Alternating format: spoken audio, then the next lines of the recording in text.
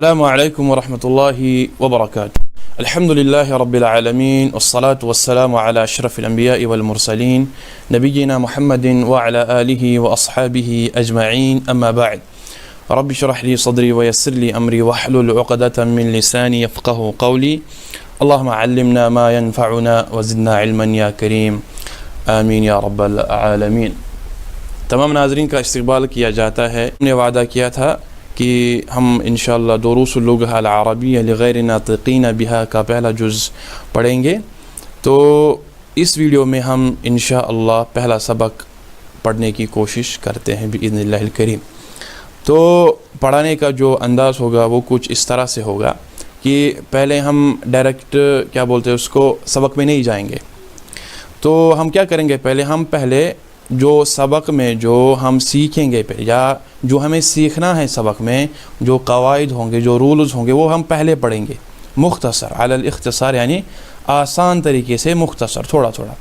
ہم ڈیٹیل میں نہیں جائیں گے، ڈیپ نہیں جائیں گے. کیوں؟ اگر ہم ڈیٹیل میں گئے تو عربک مشکل ہوتا ہے. پھر عربک زبان آسان ہے، بہت ہی آسان ہے. تھوڑا تھوڑا پڑھیں گے، آرام سے پڑھیں گے. ٹھیک ہے، تو ہم پہلے قواعد پڑھیں گے انشاءاللہ، اور پھر اس کے بعد ہم اصل جو سبق ہے اس میں پڑھیں گے انشاءاللہ، وہ پڑھیں گے. تو دوسری بات ہم کو یہ یاد رکھنی ہے کہ ہم ایک ہی ویڈیو یا ہم پڑھیں گے، ہم دیکھیں گے 10 ویڈیو 15 ویڈیو. کوئی مت یہ سوچے گا کہ میں 5 ویڈیو دیکھوں گا یا 1 ویڈیو دیکھوں گا تو میں پوری عربی سیکھ جاؤں گا. نہیں، بلکہ ہمیں اس کے لیے وقت دینا ہے، محنت کرنی ہے تھوڑی بہت انشاءاللہ. اگر ہم محنت کریں گے تو اللہ تعالی ہماری محنت کو انشاءاللہ قبول فرمائے گا، اور ہماری محنت کا جو پھل ہوگا وہ ہم کو دکھے گا انشاءاللہ اگر ہم محنت کریں گے. تو چلیے ہم پہلے سبق کو شروع کرتے ہیں. بسم اللہ. الدرس الاول، پہلے سبق میں ہم کیا کیا سیکھتے ہیں. الدرس اول، تو پہلے سبق میں ہم جو سیکھتے ہیں وہ ہے ھذا. ھذا کا کیا معنی ہے، کس کے لیے استعمال ہوتا ہے، وہ ہم پڑھیں گے انشاءاللہ. پہلی بات جو ہم کو یاد رکھنی ہے وہ ہے ھذا کا کیا مطلب ہے. ھذا کا مطلب ہے یہ، جس کو ہم انگریزی میں کیا بولتے ہیں، انگلش لینگویج میں دس. ٹھیک ہے، ھذا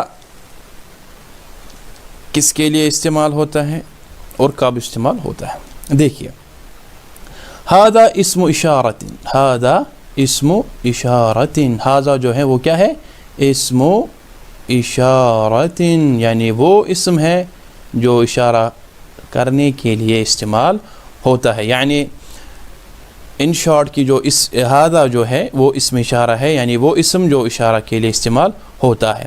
لیکن یہ استعمال ہوتا ہے المفرد، وہ ایک ہونا چاہیے. ٹھیک ہے، اگر مثال کے طور پر مجھے کسی کو پکارنا ہوگا، یا ہم بولیں گے یہ ایک کتاب ہے، یہ ایک کتاب ہے، جو ہم بولیں گے ھذا کتاب، ھذا کتاب. گو ھذا ہم نے استعمال کیا، لیکن کس کے ساتھ استعمال کیا، ایک کے ساتھ. ہم یہ نہیں بول سکتے ہیں کہ یہ مطلب عربی میں ھذا کتابان، نہیں، یعنی یہ 2 کتاب ہیں، نہیں. ھذا ہم کو استعمال کرنا ہے صرف ایک کے ساتھ، یعنی ایک کے ساتھ یہ استعمال ہوتا ہے. دوسری کنڈیشن ہے المذکر. مذکر ہونا چاہیے. ٹھیک ہے، یہ بہت ہی آسان. مذکر کس کو کہتے ہیں یہ ہم سب کو پتہ ہے انشاءاللہ. جو مذکر مؤنث فی اللغۃ العربیہ، یعنی عربی زبان میں انشاءاللہ وہ ہم پڑھیں گے انشاءاللہ، وہ ان ڈیٹیل تھوڑا تھوڑا ہم پڑھیں گے آگے. بہرحال اس وقت جو ہم کو یاد رکھنا ہے وہ یہ ہے کہ ھذا جو ہے اس کا معنی ہے یہ، اور یہ اسم اشارہ ہے، یہ وہ اسم ہے جو اشارہ کرنے کے لیے استعمال ہوتا ہے. دوسری بات یہ ہے کہ المفرد، یعنی یہ ایک کے ساتھ استعمال ہوتا ہے، المذکر اور مذکر کے ساتھ. ٹھیک ہے، مؤنث کے ساتھ نہیں ہوتا ہے یہ استعمال. ٹھیک ہے، القریب دوسری کیا ہے، یعنی کتنی، یعنی کون سی کنڈیشن ہے یہ، پہلی اسم اشارہ المفرد ہو گیا، 2 3 چوتھی. ٹھیک ہے، چوتھی کنڈیشن کیا ہے، القریب کی قریب ہونا چاہیے. دور جو ہوگا اس کے ساتھ ھذا استعمال نہیں ہوگا، بلکہ جو قریب ہوگا اس کے ساتھ ہم ھذا استعمال کر سکتے ہیں. اب 5ویں کنڈیشن کیا ہے، العاقل یعنی عقل مند ہونا چاہیے، عقل مند ہونا چاہیے. مثال کے طور پر انسان ہے رجل، رجل کے کیا معنی ہے؟ آدمی، کوئی بھی آدمی. ٹھیک ہے، مجھے بولنا ہے یہ آدمی ہے، میں بولوں گا ھذا رجل، ھذا رجل، یہ ایک آدمی ہے. گو میں نے اس کا یہ مطلب ہو گیا کہ ھذا جو میں نے استعمال کیا وہ کس کے ساتھ استعمال کیا؟ رجل کے ساتھ، آدمی کے ساتھ، اور آدمی کو عقل ہوتی ہے. ٹھیک ہے، آدمی کو عقل ہوتی ہے. اس کے بعد جو ہم سیکھتے ہیں وہ ہے کہ وغیر العاقل، یعنی یہ دونوں کے لیے استعمال ہوتا ہے، عقل والوں کے لیے بھی اور جن کو عقل نہیں ہوتی ہے. مثال کے طور پر بابن، بابن کے کیا معنی ہوتے ہیں؟ بابن یعنی دروازہ. ٹھیک ہے، دروازے کو عقل ہوتی نہیں ہوتی ہے، اس کو جان بھی نہیں ہوتی ہے، عقل کہاں سے ہوگی؟ ٹھیک ہے، تو ہم بولیں گے اگر ہم کو بولنا ہوگا کہ یہ ایک دروازہ ہے، یعنی یہ دروازہ ہے، ہم بولیں گے ھذا بابن، یہ دروازہ ہے. اس کا مطلب یہ ہو گیا کہ ھذا جو ہے یہ دونوں کے لیے استعمال ہوتا ہے، یعنی عقل والوں کے لیے بھی اور غیر عقل والوں کے لیے بھی. الغرض ہم نے یہ سیکھا ھذا کے متعلق کہ ھذا کیا ہے؟ اسم اشارۃ، یہ وہ اسم ہے جو ہم اشارہ کرنے کے لیے استعمال کرتے ہیں. اس کا معنی کیا ہوتا ہے؟ یہ. اور یہ استعمال ہوتا ہے مفرد، یعنی ایک ہونا چاہیے، ڈیول نہیں ہونے چاہیے یا جمع نہیں ہونے چاہیے، اور مذکر ہونا چاہیے، مؤنث نہیں ہونا چاہیے. القریب نزدیک ہونا چاہیے، دور نہیں ہونا چاہیے. عقل مند ہو یا غیر عقل مند ہو، دونوں کے لیے استعمال ہوتا ہے. اب ہم مثالوں کی طرف دیکھتے ہیں. اس کو ہم مٹا دیتے ہیں، یہ ہو گیا صاف. امید ہے کہ یہ سمجھ میں آ گیا ہوگا، بہت ہی آسان ہے. اگر کسی کو سمجھ میں نہیں آ گیا تو کوئی بات نہیں ہے، اس ویڈیو کو وہ دوبارہ دیکھ سکتا ہے یوٹیوب پہ. چلیے پہلی مثال عقل والوں کے لیے جن کو عقل ہوتی ہیں. پہلی مثال کیا فرمائی؟ ھذا رجل، ھذا رجل، یہ ایک آدمی ہے.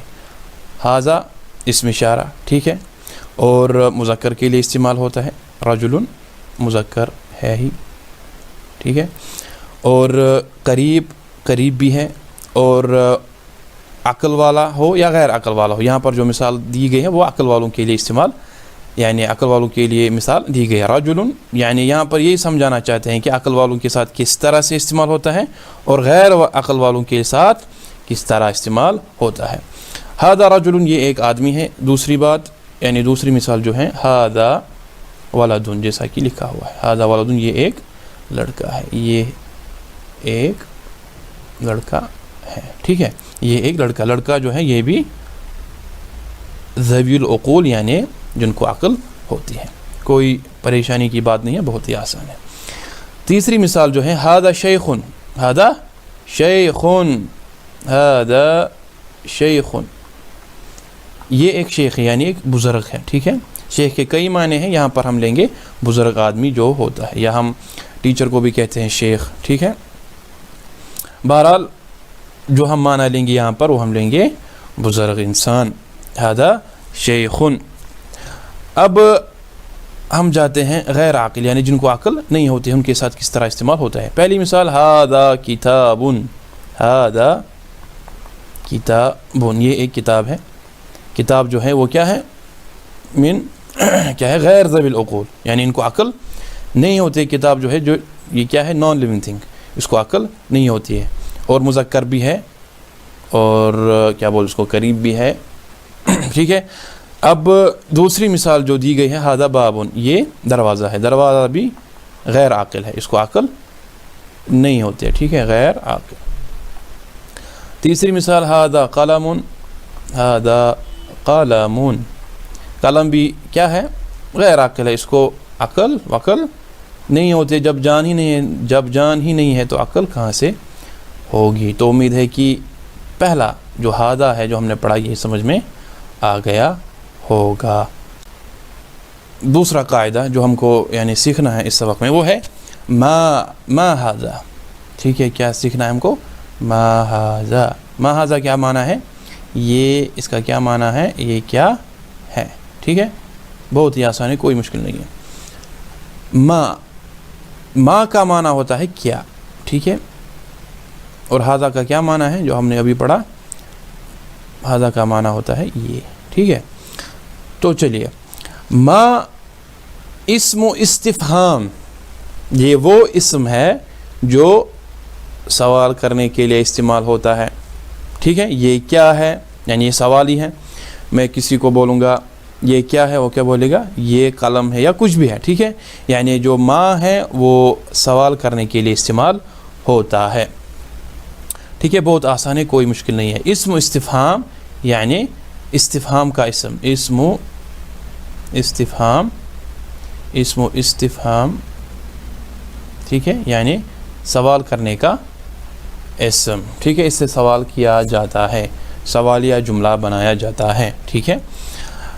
دوسری بات جو اہم ہے وہ ہے لغیر العاقل، لغیر العاقل، ٹھیک ہے۔ یہ سوالیہ جملہ بنانے کے لیے استعمال ہوتا ہے لیکن غیر عاقل کے لیے۔ عقل والوں کے ساتھ ہم ما استعمال نہیں کریں گے جب ہم کو سوالیہ جملہ بنانا ہوگا، ٹھیک ہے۔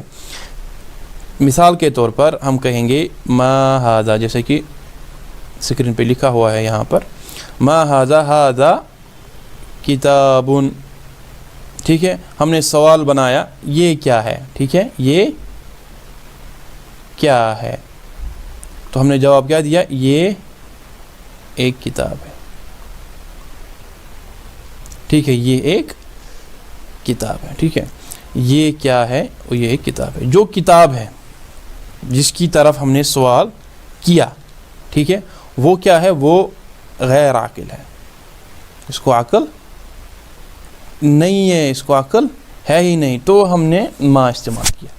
اگر ہم کہیں گے کہ ما ھذا اور جواب میں کہیں گے ھذا ولدن، ھذا ولدن، یہ کیا ہے؟ یہ ایک لڑکا ہے۔ دیکھیں یہاں پر جو ولدن ہے یہاں پر یہ ذوی العقول یعنی اس کو عقل ہے، تو جو ہم نے ما کیا استعمال، یہ استعمال کرنا غلط ہے، کیونکہ ما جو ہے یہ کس کے لیے استعمال ہوتا ہے؟ یہ ہوتا ہے غیر عقل مندوں کے لیے، جن کو عقل نہیں ہوتی ہے، ٹھیک ہے۔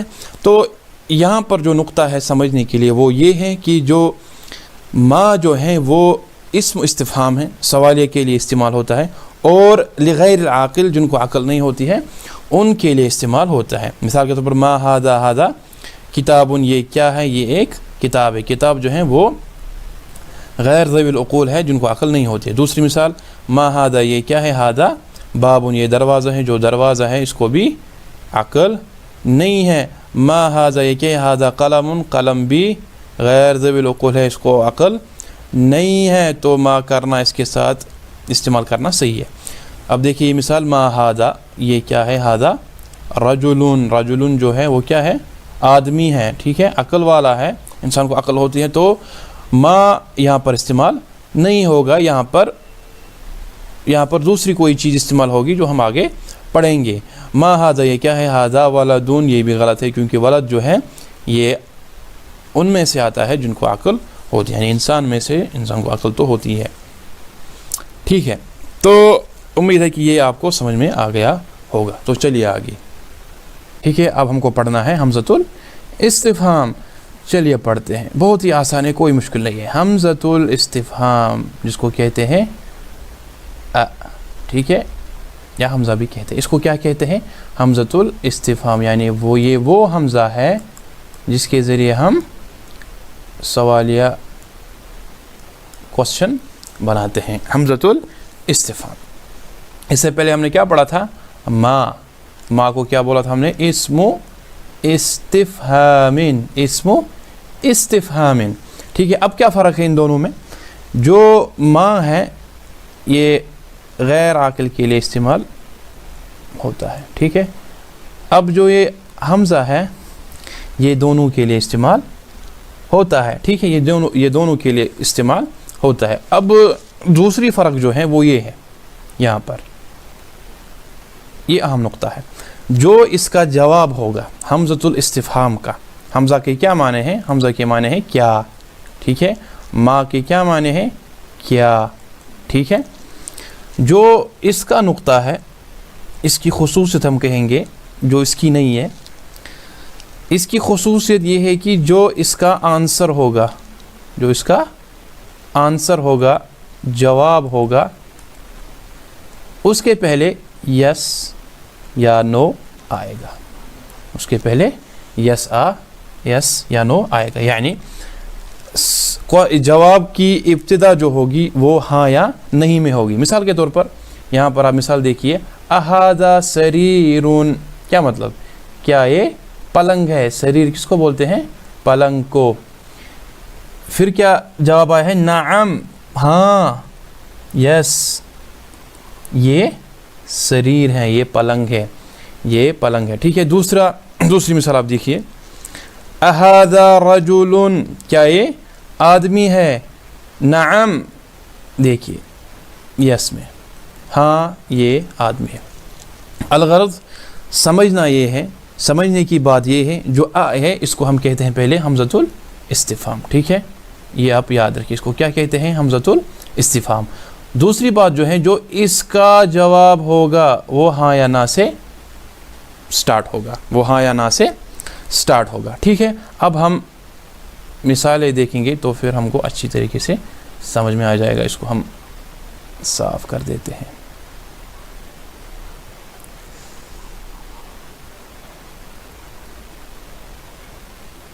ہو گیا صاف، ٹھیک ہے۔